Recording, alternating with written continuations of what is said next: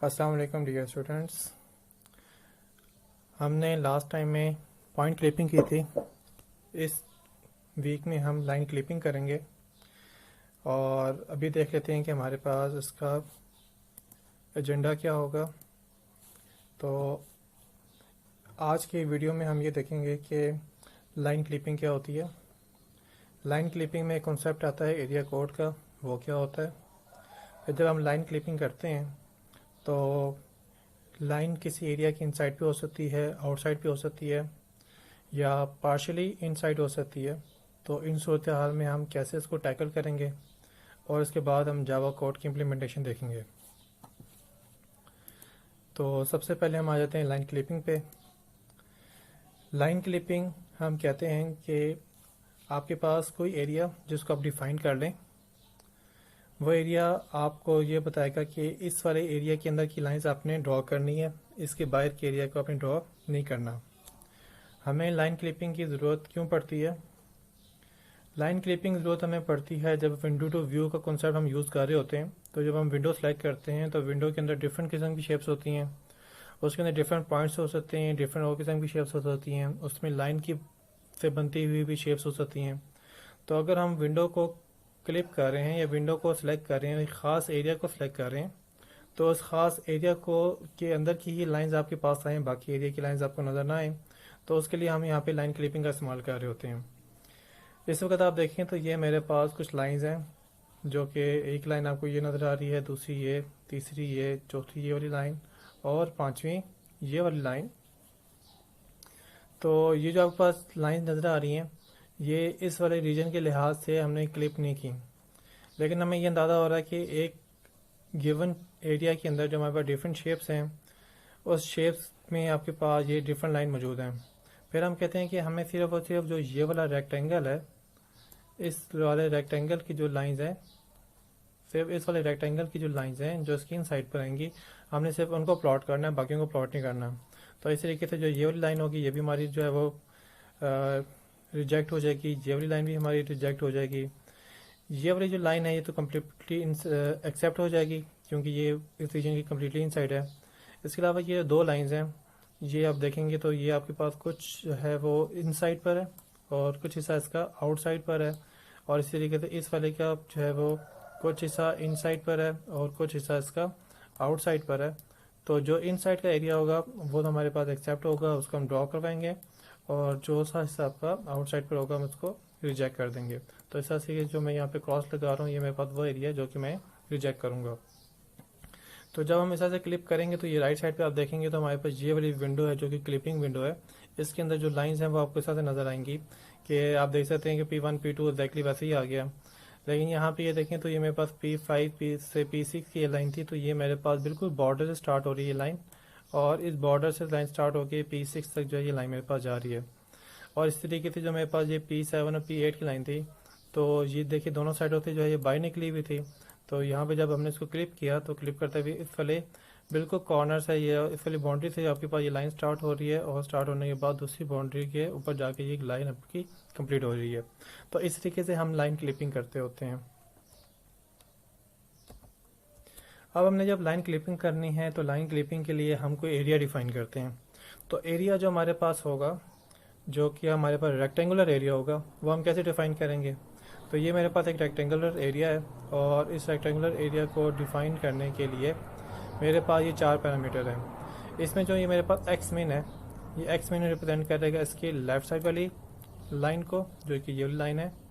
इस तरीके से जो एक्स मैक्स है ये रिप्रेजेंट करेगा इस वाली लाइन को, जो कि राइट साइड पे ये वाली लाइन बन रही है। और इसके बाद जो वाई मीन है ये अपर बाउंड्री को या अपर लाइन को रिप्रेजेंट करेगा, जो कि मेरे पास ये वाली लाइन है। और वाई मैक्स जो है वो नीचे वाली लाइन को जो है रिप्रेजेंट करेगा। इस तरीके से ये चारों पैरामीटर मिलके मेरे पास ये बाउंड्री डिफाइन कर रहे हैं। तो अब जब मैंने लाइन क्लिपिंग करनी है तो लाइन क्लिपिंग करने के लिए मेरे पास एरिया डिफाइन होना चाहिए। तो एरिया हमारे पास कैसे डिफाइंड हो रहा होगा? हम एक्चुअल में इसमें एक्स मीन की वैल्यू बताएंगे, एक्स मैक्स की वैल्यू बताएंगे, वाई मीन की वैल्यू बताएंगे और वाई मैक्स की वैल्यू बताएंगे। तो इस तरीके से हमारे पास जो है वो ये वाला एरिया जो है वो डिफाइन हो जाएगा। सबसे पहले हम एरिया डिफाइन करते हैं कि जो ये वाला एरिया है इसकी कौन कौन सी साइड्स हैं और हम उसको कैसे जो है वो नोटेट करेंगे। तो सबसे पहले तो ये वाली इनसाइड वाला हो जाएगा, जो कि इस वाले रेक्टेंगुलर एरिया के इनसाइड पर होगा। तो ये वाला जो आपके पास ये एरिया है जिसको मैंने हाईलाइट किया है, ये आपका एरिया इनसाइड रहेगा। इसी तरीके से इसको हम जो है वो रिप्रेजेंट कर रहे हैं अगर 4 बिट कोड से। 4 बिट कोड में मेरे पास ये 1 2 3 4 बिट्स हैं। इसमें से जो अगर सारी की सारी बिट्स मेरी ज़ीरो होंगी तो हम कहेंगे कि इनसाइड पर है। अच्छा, 4 बिट क्यों यूज़ कर रहे हैं? 4 बिट इसलिए यूज़ कर रहे हैं क्योंकि हम यहाँ पे left, right, below and above को रिप्रेजेंट कर रहे हैं। तो लेफ़्ट को रिप्रेजेंट करने के लिए हमारे पास मोस्ट लीस्ट सिग्निफिकेंट बिट है। तो ये लीस्ट सिग्निफिकेंट बिट है। इस लीस्ट सिग्निफिकेंट बिट की अगर 1 होगी तो उसका मतलब है कि आपके पास जो एरिया है वो लेफ्ट है।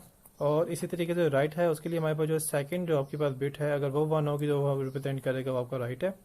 इसी तरीके से जो अबव है उसके लिए हमने मोस्ट सिग्निफिकेंट बिट रखी है कि अगर ये वाली आपके पास बिट 1 है तो ये आपके पास अबव होगा। और अगर ये वाली बिट हमने इसलिए रखी है कि ये बिलो को रिप्रेजेंट कर रहा होगा। तो इस तरीके से 4 बिट जो है वो 4 साइज को रिप्रेजेंट कर रहा है।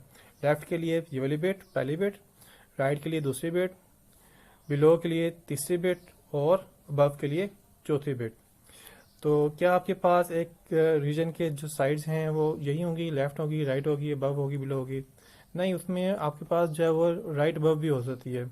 तो अगर राइट अबव के लिए हमने कोड बनाना हो तो वह हम कैसे बनाएंगे? तो कोड बनाना बड़ा आसान होगा उसका। वो ये है कि हमने राइट की बिट को भी ऑन करना है क्योंकि इसका मतलब है कि राइट को रिप्रेजेंट कर रहा है, और अबव की बिट को भी ऑन करना है। तो इसका मतलब ये होगा कि ये अबव को रिप्रेजेंट कर रहा है। तो इस तरीके से जो इसका कोड बनेगा वो होगा आपके पास 1010। इसमें से जो ये वाली बिट है ये रिप्रेजेंट कर रही है अबव को, जिसको मैं यहाँ पे ए लिख रहा हूँ। और जो ये वाली मेरे पास जो बिट है ये मेरे पास राइट को रिप्रेजेंट कर रही है, जिसको मैं यहाँ पे आर लिख रहा हूँ। तो इस तरीके से ये जो मेरे पास बिट है ये मेरे पास ऑन है, तो इसका मतलब है कि ये अबव राइट पर है। इस वक्त ये ख्याल रखिएगा कि जब ये अबव राइट पे होगा तो उस वक्त ये पॉसिबल नहीं होगा कि लेफ्ट अबव पे हो, क्योंकि एक जो भी आपके पास चीज़ है या तो वो राइट पे होगी या लेफ्ट पे होगी, दोनों जगह पे एक वक्त में मुमकिन नहीं है। तो आपके पास यहाँ पे ये वाला कोड जो है आपको ये भी आइडेंटिफाई करेगा कि आपका कोड सही आ रहा है या नहीं आ रहा, क्योंकि इसमें स्पेसिफाइड वैल्यू ही करेक्ट होंगी, सारी वैल्यू इसमें करेक्ट होना ज़रूरी नहीं है। यानी कि इसमें यह नहीं होगा कि मैं यहाँ पे ऑल 1 कर लूँ कि यहाँ पे जो है वो 0 0 की जगह पे यहाँ पे ये भी 1 है, ये भी 1 हो, ये भी 1 हो और ये भी 1 हो, क्योंकि ये मुझे ये बता रहा है कि इसमें से ये वाली बिट लेफ्ट को रिप्रेजेंट कर रही है, ये राइट को रिप्रेजेंट कर रही है। तो लेफ्ट और राइट एक चीज़ लेफ्ट और राइट दोनों पे एग्जिस्ट नहीं कर सकती। तो ये हमारे पास जो कोड होगा ये इनकरेक्ट कोड होगा। सिर्फ करेक्ट कोड वही होगा जो रिप्रेजेंट कर रहे होंगे कि जो आपकी लॉजिकली पॉसिबल है कि एक आपके पास जो चीज़ है वो राइट पे भी है और अबव पे भी है, तो उस वक्त में उसका ये कोड जो है वो वैलिड कोड होगा। ये तो हो गया हमारे पास राइट अबव। तो अब ज़रा हम देखते हैं कि लेफ्ट अबव के लिए क्या कोड होगा। तो आप गैस कर सकते हैं कि उससे क्या कोड होगा? जी बिल्कुल सही कहा आपने कि हमारे पास जो है इसका कोड बनेगा 1001। इसमें से जो ये वाला 1 है ये रिप्रेजेंट कर रहा है लेफ्ट को, और जो ये वाला 1 है ये रिप्रेजेंट कर रहा है आपके पास अबव को। और इसमें तो जो ये 0 0 इसका मतलब ये है कि ना ही ये आपके पास जो है वो बिलो है और ना ही ये आपके पास राइट है। अब इसके बाद ज़रा हम कोड देखते हैं राइट बिलो का। तो राइट बिलो का कोड आपके पास होगा 0 1 1 0, और लेफ्ट बिलो का कोड क्या बनेगा 0 1 0 1। तो डियर स्टूडेंट, हमने देखा कि हमारे पास जो एक एरिया है उस एरिया को हम अगर साइड से रिप्रेजेंट करें कि वो इसके कोई चीज़ इन साइड पर है, उसकी राइट साइड पर है, उसके लेफ्ट साइड पर है, उसके अबव है या बिलो है, तो उसको हम जो है वो किसी कोड से वैल्यू से रिप्रेजेंट कर सकते हैं। अब हमने उस कोड को रिप्रेजेंट करने के डिफरेंट वेज हो सकते हैं। तो हमने यहाँ पे सिलेक्ट किया किसको, 4 बिट कोड को। 4 बिट में जो हर बिट होगी वो उसके 4 साइड को रिप्रेजेंट कर रही होगी। अगर चारों साइडें इसकी जो हैं वो आपकी 0 आती हैं या चारों बिट इसकी 0 होती हैं, तो उसका मतलब यह है कि कोई भी शेप जो है वो उसकी इन साइड होगी।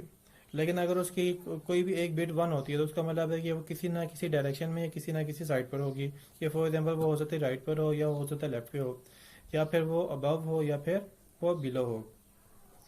तो डियर स्टूडेंट, इस तरह से हमने इसके रीजन कोड को देखा कि रीजन कोड इसमें क्या डिफाइन कर रहा है, वो एरिया को डिफाइन कर रहा है कि किस एरिया में आपकी कोई जो है वो शेप जो है वो एग्जिस्ट करती है।